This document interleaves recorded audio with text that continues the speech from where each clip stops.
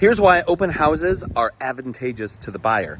Now, as you may or may not have noticed, depending on how close you pay attention to the market here in Madison, we have started doing open houses again. And an open house, may I remind you, is a set time anywhere between 1 and 3 hours where the listing agent may hold the open house so that buyers can come through and take a look.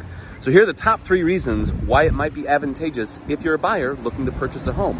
Number 1 is you may get to see the home for a second or possibly even a third time. That's right.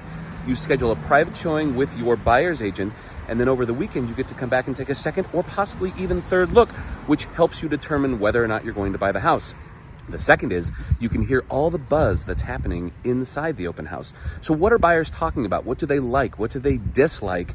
And then you can start to make your decisions based on possibly some of those. And the final is, if you're dealing with the actual listing agent of the property, you might get more specific information that you wouldn't be able to get from anyone else as to what the seller's situation is.